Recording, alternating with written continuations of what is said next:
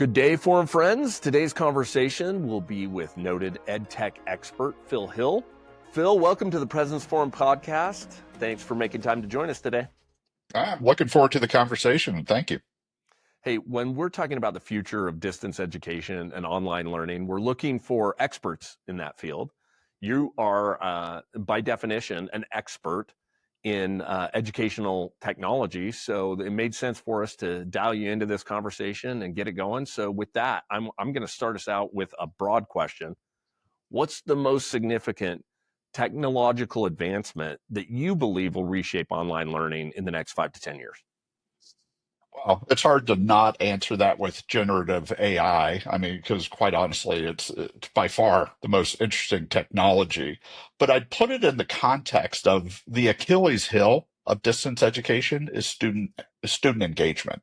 Students feeling connected with each other, with a student, because there's so much need for asynchronous modalities to allow anywhere, anytime access.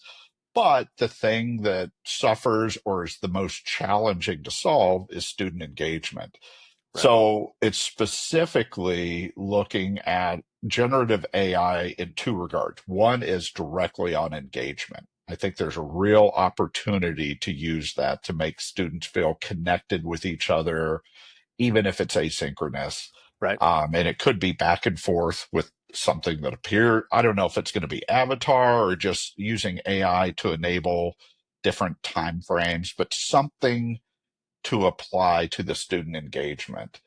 But the second one I would say is I'm seeing a lot on the translation and the ability to do natural language translation, both with audio and video, which really opens up a lot of access possibilities for distance education to more directly access different student populations. Yeah, that's a great call out. I don't know if we've had that conversation with other guests before, but the idea here is like opening English language learning to the entire population of the world, or at least major languages of the world that you could do in real Yeah, time. and it's not just teaching about language, it's even taking the same learning content that may be about anything, but enabling an institution, for example, to reach a broader student population in a natural way. And I should explain a little bit.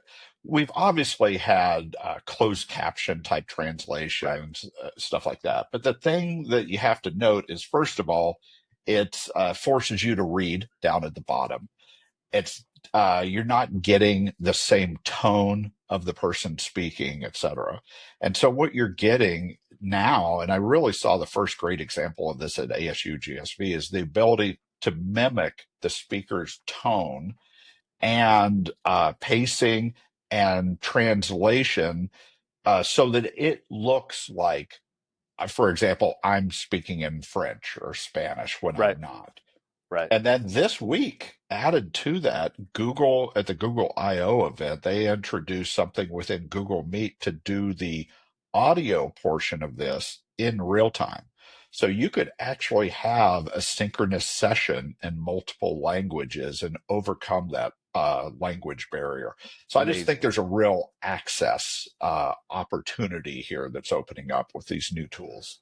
Right, right. Well, the first issue that you mentioned, kind of the student engagement, the asynchronous nature Yes. of technology development right now.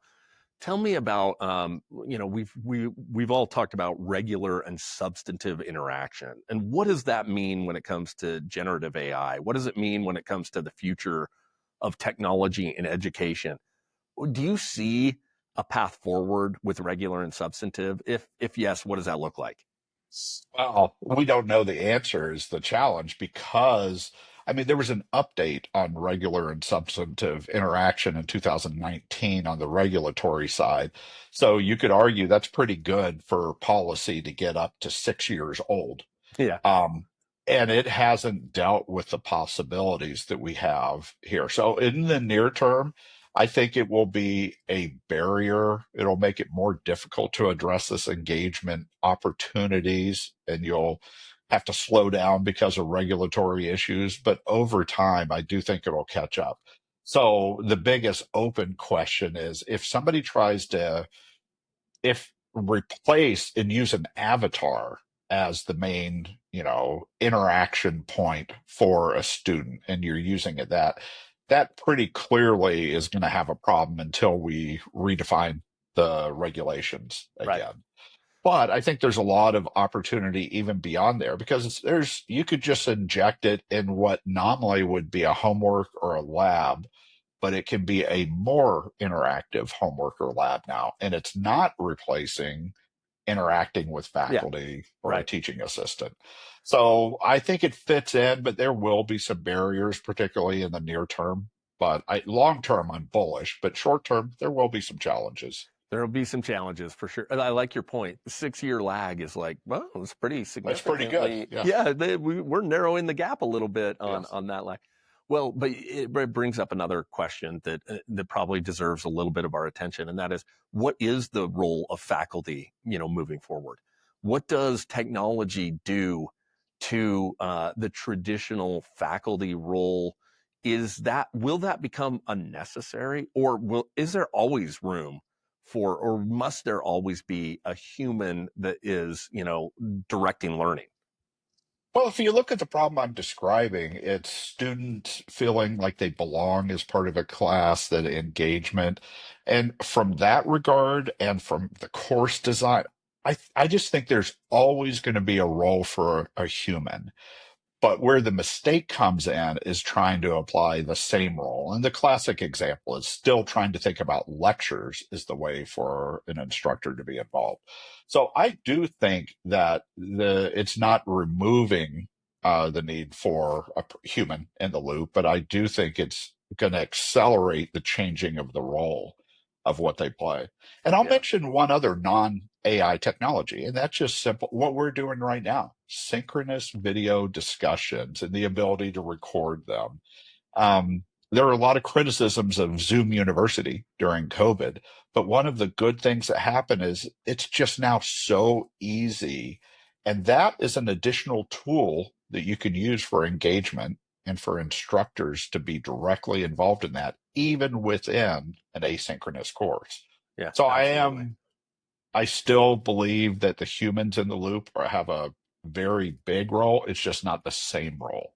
Yeah, it'll be interesting to determine, how different of a role that looks like, because you could see in a world where you have generative AI and personalization in not only language but in learning styles and in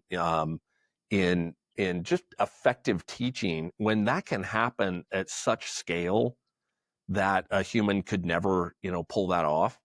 It'll be interesting. That'll be challenging to our traditional notion of a human instructor.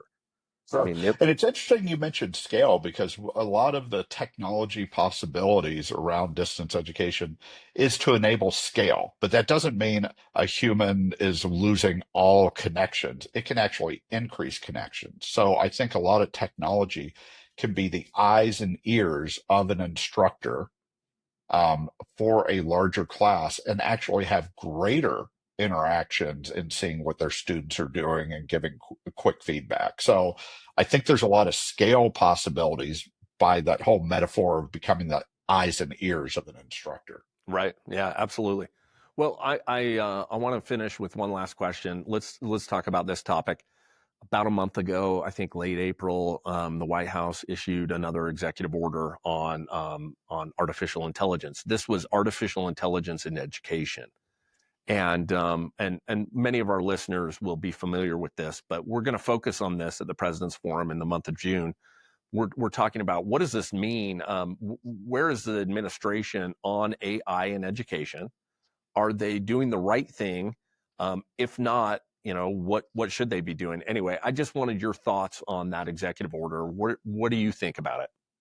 Well, first of all, I think it's less important than rescinding the Biden administration's executive order on AI in general, where there was a very heavy handed attempt to mimic a lot of what's happening in Europe and try to regulate AI on a fairly detailed level before we even know what it can do and what it should do. I mean, I just look at the possibilities now are different than they were from 2 years ago. So the most important thing was actually rescinding that previous executive order that would have hamstrung our efforts in education to see what AI can do. The new executive order encourages it, but the risk they have is you don't want to replace heavy-handed regulation with heavy-handed promotion. So it's good to encourage the usage of AI to improve education and see what it can do. And I think there's some good elements in the new executive order, but the risk that is we don't want to get into actively promoting it from a top-down level. I think it should be much more framed in let's encourage usage and encourage both top-down and bottoms up. Right. So I'm positive in the direction it's going, but there are risks involved with the new executive order. Yeah, I like your position on this, which, if I'm going to summarize that, it is, hey, the future of higher education, and education generally, it revolves around technology in some degree. But you're just saying you don't need to you don't need to dictate what that looks like with a government order. You Yes. just need to be flexible enough to follow the technology, and where it works, and where it doesn't, it doesn't. Yeah, and provide enough guardrails just to keep things going roughly in the right direction. And when you identify potential abuse, be able to deal with it. So a light touch, then it should be encouraging innovation as opposed to dictating innovation. Right, right. Well, Phil, we appreciate your insight on this topic. We appreciate your expertise and what you bring to it, and we will look forward to future episodes where we can bring you on to talk through especially issues of education technology with our listeners. So thank you for joining. Oh, well, thank you. I enjoyed this.